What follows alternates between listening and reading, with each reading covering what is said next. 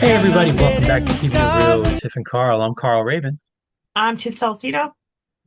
and today we are working on the fourth installment of our series on emotional intelligence, right? So the last three classes, or the last three classes. How many classes? Yeah, last three. I had three classes last week. I was up in Modoc County, way up north, and Hmm. it's awesome. I love those folks, and they listen. We have listeners up there, so. Yeah. Oh, We have good. we are the real ones. Well, that should be, you want to call it a fan base, Tiff, the real ones. Call them the real ones, yeah. So, That is a good one. um, We'd have to have many fans to give them a name. So, yeah, so for all five of you, you're the real one. you're the real ones, right? Yeah, yeah. So, yeah, Hi, very mom. cool. Hi, mom. My mom is one of the real ones. Yeah, our family, right? That's about it. Yeah, Yeah. but yeah, okay. So the real ones out there, welcome. It's good to see y'all. But yeah, and that's so just I've been in class mode. I've been in class mode. I got classes Yeah. this week. Same. Yeah, yeah. I get a bit of a break next week, but even I'll be in Atlanta attending my bonus daughter's graduation, and I'm still teaching while Nice. I'm in the hotel room. So the Wonderful. hustle never stops. The hustle never stops, right? It does So not. yeah. All right. So this the we had the first three we're focusing on self-awareness, right, and then Hmm. self-management, and then social awareness, right? So self-awareness, recognizing our emotions and that we have emotions and how it's affecting us, right? Self-management, how we connect and communicate in those times when we're experiencing emotional situations, just recognizing, how we communicate just in general to other people, social awareness, recognizing other people and how they are responding to us and how they are, um, emoting. And then, so the last one of the four main pillars of emotional intelligence from Dr. Goleman is relationship management, right? And so thinking about that idea of how we manage relationships, right? So just even thinking about being able to communicate clearly, right? Developing and maintaining relationships, which isn't always easy, right?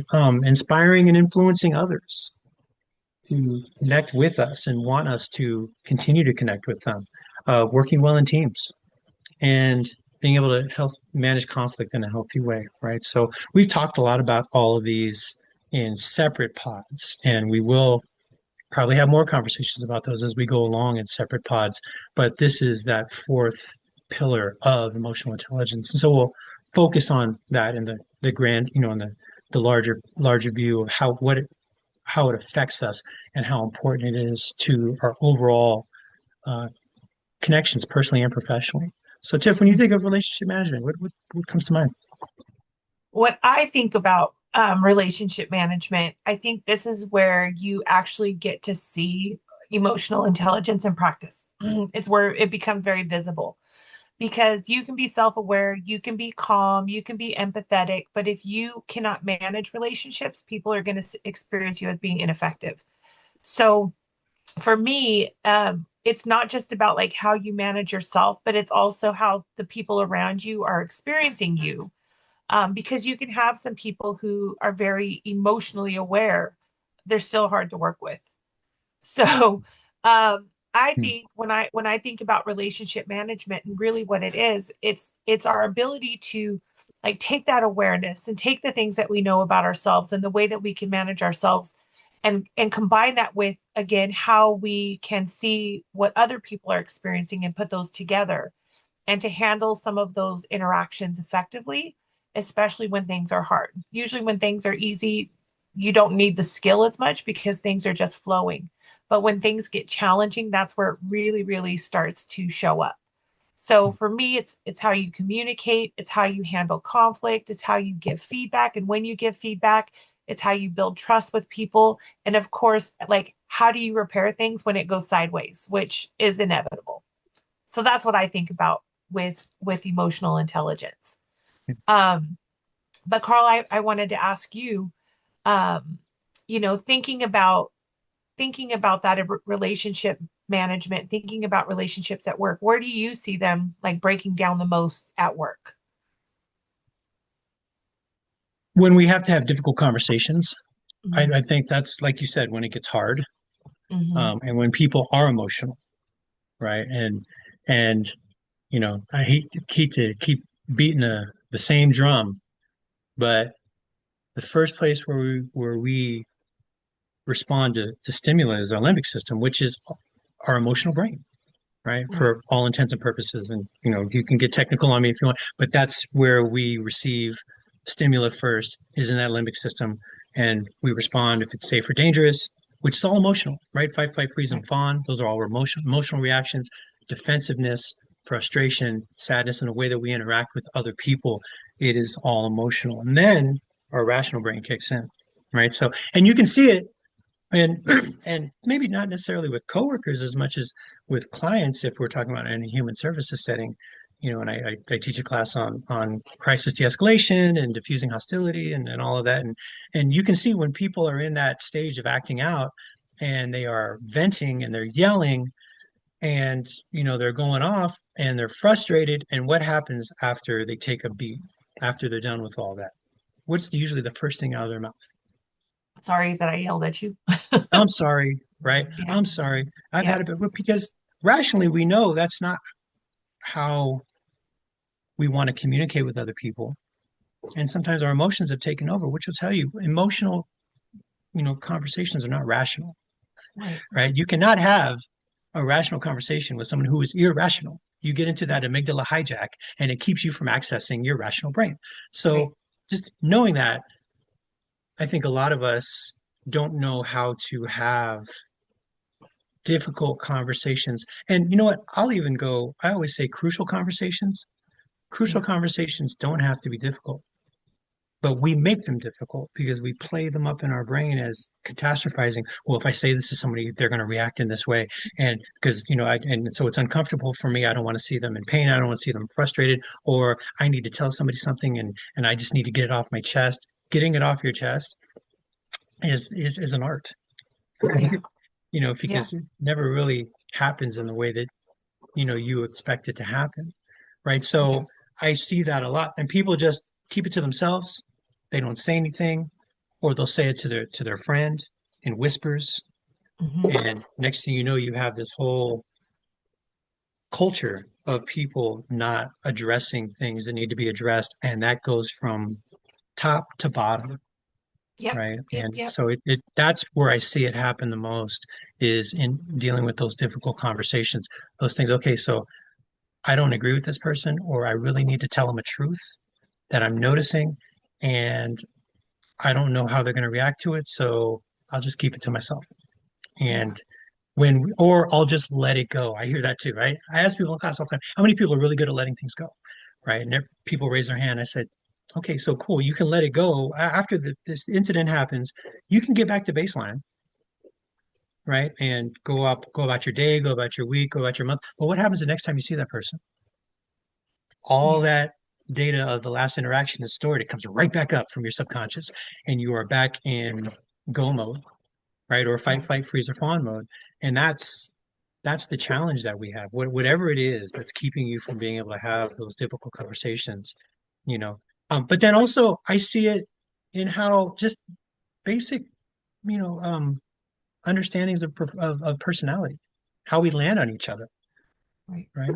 And some people are super sarcastic, right? We're jokey from the minute we get in. We're cutting, and we'll say things to people, and in a way with a wry smile, or maybe even not smile, but people just know us. And then you have folks who are super literal, who take everything word for word, no matter how much you know them, right? And so it's those two people they have to do a lot of work together to understand each other, to really have that connection. And I think that's an issue, especially now where we are more aware at work of our emotions, and Hmm. just more aware of our emotions in general. I mean, therapy, and neuroscience and coaching and all these other things that are coming up that are letting people um, and people are allowed to experience their emotions. I think it's great and it's awesome, and it's something I wish I would have had when I started my career. I don't know how many years ago, right? But people express their feelings. Our kids express their feelings. This is how I'm feeling. I want you to know I'm feeling this way, and which is great. But the other part of it, the relationship management part of it, is I'm feeling this way. I want you to know that, and so I'm letting you know how I'm feeling. But at the same time, I want to be conscious and cognizant of how you are receive or how I'm communicating with you, so that you receive me in a way that you feel safe and don't put you in a bind, or I'm not just centering my feelings, right? That's the important piece. Self-awareness is huge, right? But Yeah. the self-management piece is all about relationship management as well. This is how I'm landing on other people, right? And I think a lot of folks are really good at being with their emotions. I feel triggered. I feel frustrated. I'm a little sensitive to this. But how often do we say, this is how I'm feeling? How about you? How are you feeling about this? Right. And some of us are predisposed to do that. And other folks, that's something where we can get caught up in our feelings really, really easily, because that's what our brain wants to do. We need to do something to keep us safe. So we need to focus on what we need to do. The other people, that's not what we need to do at this moment. You know, make sure that we are good, that we are safe in this moment. And if people are going to receive us in a dangerous way, then we're out, right? Yeah. Or we're going to defend our position, which for me, I'm really about the other person. I center other people probably to a detriment, but how are you feeling and how am I landing on you? And so sometimes I'll accommodate you more than I'll accommodate myself, which is the drawback. But Right. these are things that you see, right? You see people having a hard time with conflict because how am I communicating? And I'm feeling this way, but I'm really not necessarily focused on how you feel. So that those are the challenges that I see at work. You know, Yeah. where do you experience that, Tiff? Well, I think that a lot of our workplace issues aren't technical. It's Hmm. relational.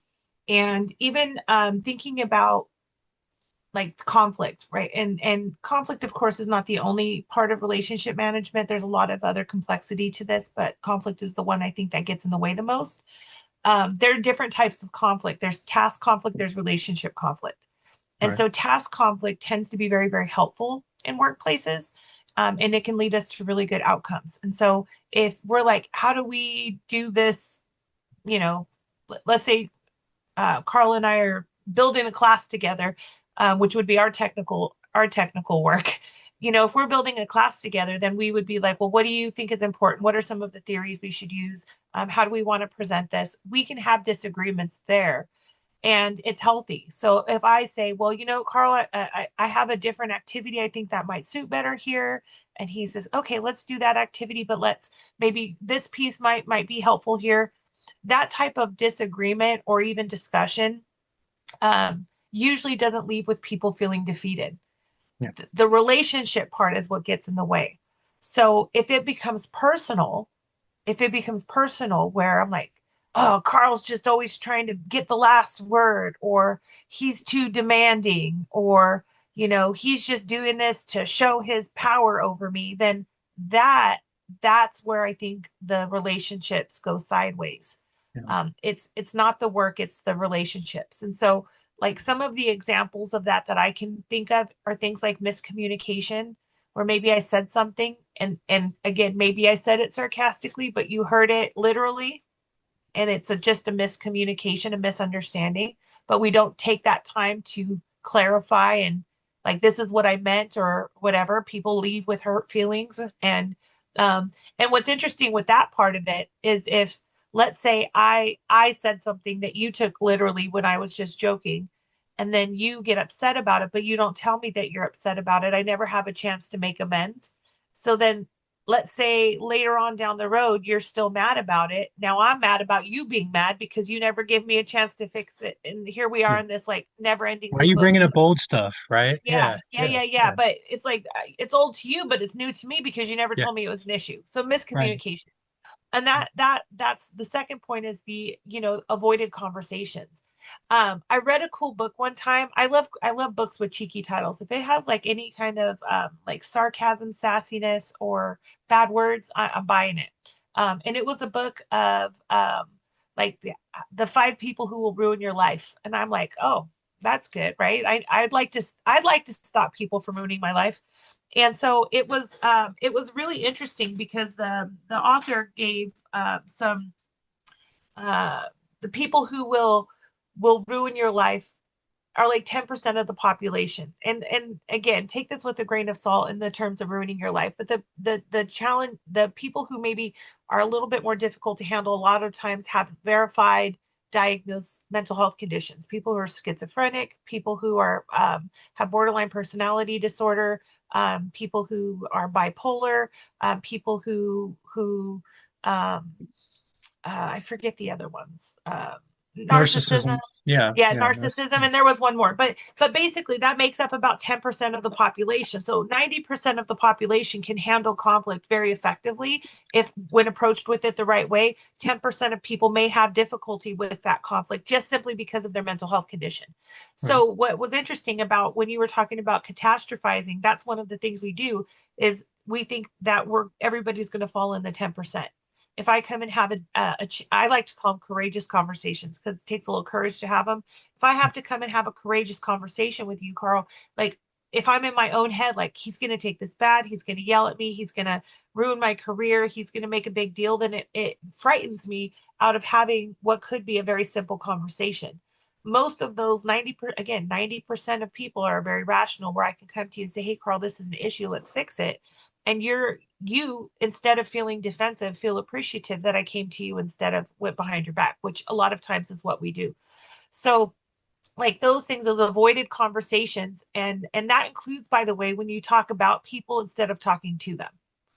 And we're all guilty of that, by the way. We all do it. We all have someone in our life that we don't even want to talk to them, so we talk about them. So I'm not going to pretend like, oh, I never talk about people. I definitely do. I definitely do. Let's keep it real, since that's the name. But um, a lot of times it comes from having tried to have conversations and they go nowhere. So I just cut the losses. All right, you want to act a fool? Fine, yeah, do that. Do right. that. So those missed conversations or those avoided conversations, I also think it comes a lot from like tensions that never get addressed. Like you mentioned before, um, you know, I'm going to let it go, but I don't let it go. I basically postpone the blow up. So Right. I say, "Oh, it's whatever." But it's whatever only if you surrender to it. If you just say this is what it is and I'm not going to hold a grudge. I'm just it's not about me or whatever it is. I can let it go for real for real. You can't let it go but then hold the string to bring it back down later on. That's Right. not how that works. So a lot of times people are not letting it go. They're letting it go momentarily, but they're holding the grudge. They're holding on to the pain and the suffering and waiting for a moment that they get to like bring that back in. And also, I think again, a lot of our relational issues come from feedback that doesn't happen. So people will take that relationship piece of it and it affects the way that they show up in the workplace, especially in human services, because we have high stress, we have a lot of emotional environments, we have constant collaboration. But people oftentimes don't disengage from the work, they're disengaging from the relationships. It's just too much conflict. And I would say what I see a lot of times is that in human services specifically, we can't take out our frustrations in the client on the client, right? Even though they're the ones that just yelled at us, they're the ones that just cussed us out, they're the ones that just said, what they said about our mamas. Like we can't lash back out because we're the professionals, right? But we take that frustration and we take that pain and we put it towards our coworkers and our bosses and our management and whoever else we can blame for us feeling bad. And that just like kind of perpetuates that cycle of us not working with each other but working against each other, which is not healthy, Right. right? Yeah, So I absolutely. mean, so what do we do with this? I mean, we can acknowledge it's a problem, but what's for me is we always think it's everybody else's problem, like we're doing everything right and it's everybody else who's doing things wrong, but we know we don't have any control over that. So my question is now, Carl, how do we turn this ship around? Is that the right Yeah. way? How do we turn this around and say, I can't control others, but I want to be a good person in these relationships. I want to set the model or set the tone for how I engage with other people. and create these healthy relationships in the workplace. And so, what do you suggest, Carl? How do we move through these very real barriers? Well, first, the first piece is always that self-awareness, right? Recognize when you are in a place that is emotional, because whether or not you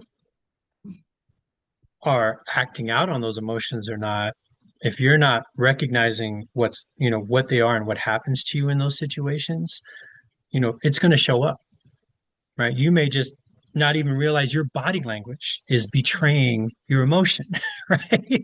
And so eye contact, fidgeting, right? It's the first level of crisis escalation is that nervous tension, that anxiety, right? And that comes during those emotional situations where sometimes even just if somebody's saying something, and even if you just do this, Mm-hmm. right? Like, tell me more. That is a nonverbal, message to that person. Mm-hmm. I'm here. I'm paying attention. Whether I want to hear more or I don't agree, whatever it is, those little things that we do, those shifts, recognizing those. That's what empathy is all about. I recognize that you have emotions and that you have an emotional shift in that moment. So when I recognize that and I notice the shift, and I can, use compassion and actually hear you, right? And so Right. I think recognizing your emotions is key, right? Another thing is recognizing, as you mentioned, that what I think is right, not everyone does. So common sense ain't common, right? Right. So that's so important. Just recognizing that when we are communicating with somebody, our level of common sense is from us and our experience and how we were raised and how we grew up and who we were raised with and what I mean, even if you have brothers or sisters, right? Just who's the oldest, who's the youngest, what role do they play, right? Those things like that that inform us and inform our subconscious, and we take out into the world as understandings of right or wrong. Those things are so important, and that comes out a lot of times in the shoulds. Right. Oh, you should do this or you should be doing that. And in a should for me is a belief that I have that you're not, either you're acting appropriately or you're not. And it's from my experience. So I project that on you without you even knowing. I don't have to, a lot of times our shoulds, we don't tell people. And so you should dress this way. You should be more professional. Well, what does professional mean? Right? Right. You should be on time. Well, what does on time mean? Different people, some people think on time means I'm 5 minutes early. Other people think on time means, hey, I put my bag down, turn my computer on, then I go get my coffee, go get my water, talk to my girl. Hey, how was your weekend? Did you go see Michael? Yeah, I didn't like it either. Right? Those things like that. We go around and do all that. And then we come back and we log in. And that's about what, 8:15, right? So, but that's some people's idea of on time, and no one's ever dissuaded them of that. So that's what happens. And then for me, my expectation that I tell people up front as a leader is I don't care what time you get here, as long as you are ready to see your clients or to provide customer service when your shift starts. So if you can get here 30 seconds before your shift starts and you are good to go, I'm not here to regulate your time before. I'm not paying you for that, right? I'm Right. paying you for what you can do when the clock says go. So whatever you need to do before that, that's on you, right? So that's my expectation. It's very, very defined because I realized you have to be that defined. I mean, a majority of us, more than half of us, really want those linear instructions.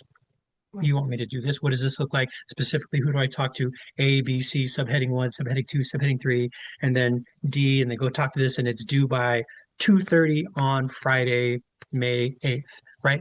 Those types of um, instructions, expectations, those are so important. The shoulds are, well, you should know. You've been here long enough. You should know how to do this. I shouldn't have to tell you how to do it, right? I should only have to tell you once. Didn't you go through the same training as I did? You went to the same CalSAUS training I did, right? You should know this. You've been here longer than me, right? Right. Those shoulds are a judgment of you being not meeting my expectations, which my brain says, if you're not meeting my expectations, then I'm treating you less than. Another one that's insidious that a lot of people don't realize is if someone is available to help, hey Tiff, can you show me how to work this screen on the intake system? I'm not quite sure. And you say, oh yeah, sure, I'll show you. It'll only take you 10 minutes to learn, and it's taking you 2 hours to learn. And I'm coming back and asking you questions. And so you telling me that it's not that hard, it should be easy, and it's I'm struggling with it, keeps me from engaging with you again. Well, they just said it would take 10 minutes and I've been struggling on this all day. I feel like a fool. And that's so important. I see it professionally and personally. I do it with people all the time, and I have to catch myself. Oh yeah, you'll be fine. Don't worry, you'll get over it. Oh, you know what? You had a bad test. Don't worry about it. The next test will be great. This is what we'll do. We'll figure this, we'll figure that, we'll do this. And that is discounting that person's feelings at that moment. We are telling them that they shouldn't have feelings. So we're invalidating their feelings and emotions. But I mean, I don't know, our generation, we were taught to invalidate our emotions, right? But I mean, I, as I always say, I'm older than Tiff, but we're the same generation, right? And just so you don't have to say it, right? But we're of that rub some dirt on a generation. Walk it off. Latchkey kids, figure it out. Figure it out by yourself. Do those things on your own. Not no one's not always gonna be there to help you. Suck it up, buttercup. You'll be fine, right? And so that's how a lot of us were raised, and we take that out into the world and we project that on people, whether they're our colleagues, our coworkers, our direct reports, or our children, family members. So that's a natural phenomenon. Our brain says this is how it works for us. So it should work for everyone else like that. And we have to be cognizant of recognizing. They used two words that meant the same, cognizant and recognition. We have to be cognizant of the fact that common sense ain't common. So my three hot tips, right, are recognizing your awareness, common sense ain't common, and stay away from the shoulds. Recognize your shoulds and be intentional in staying away from the shoulds. Okay. Well, I got some hot tips too, Carl, and they're not this exactly the same, which is really interesting because usually we're on the same exact page. Um, Actually, one of them is very, very similar. So I will say, be clear, right? And that's one thing that you were just really bringing home. Clear is kind, right? So we want to make sure that we are not like leaning in the common sense. We don't want to hint, we don't want to avoid, we don't want to soften things so much that the message gets lost. Be really clear about what you want. So maybe you say, I want to be clear about my expectations, or here's the next step that needs to happen. Like be explicit.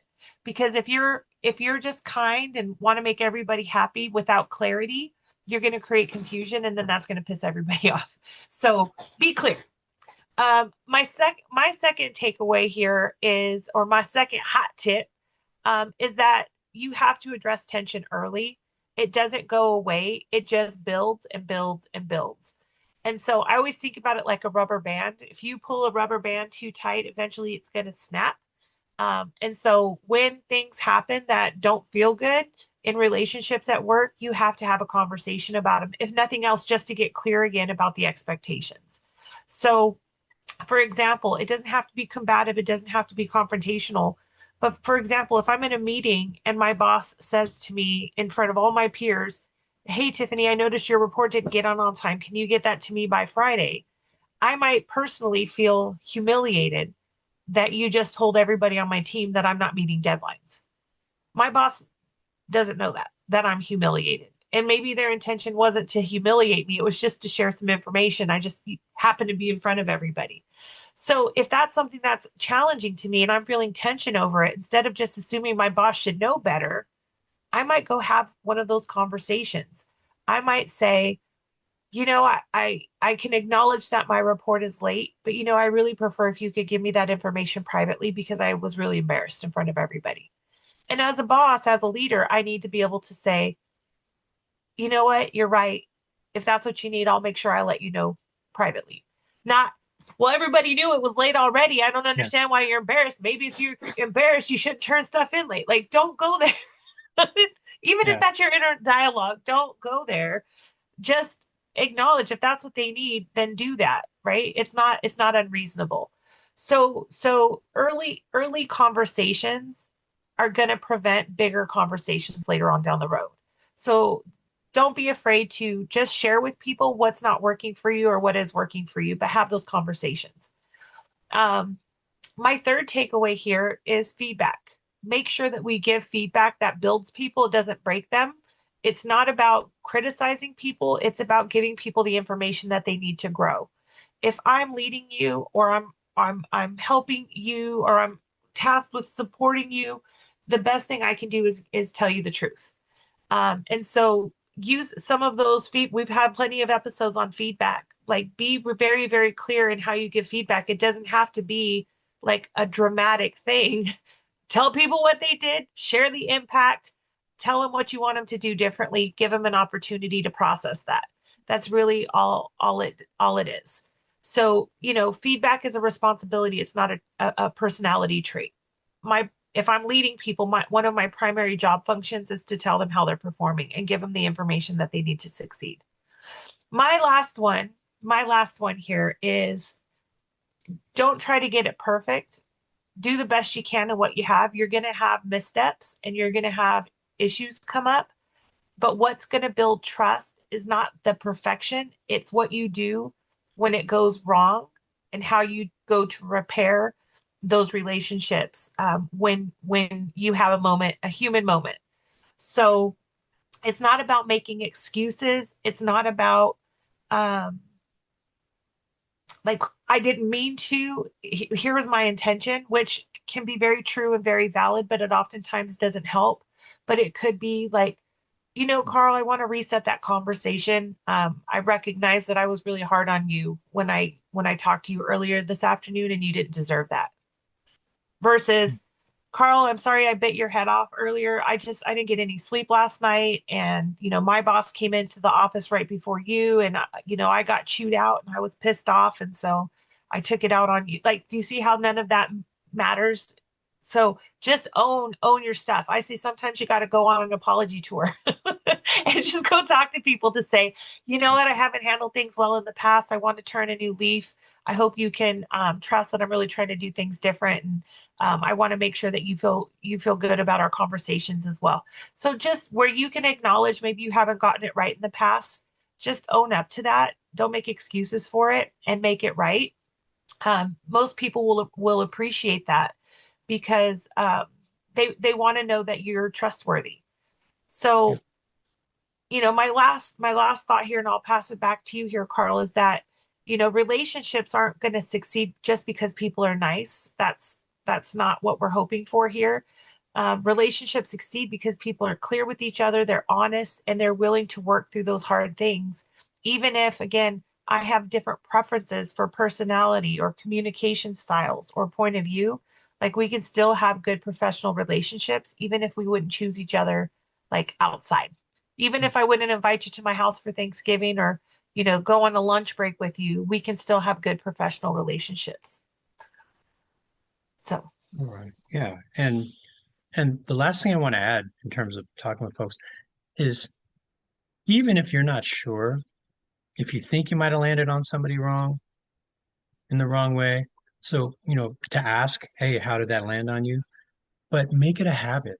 One of the most powerful things you can do as a leader is to ask people, how am I doing? How am I supporting you? What else can I do to support you more? Is there something that I'm missing?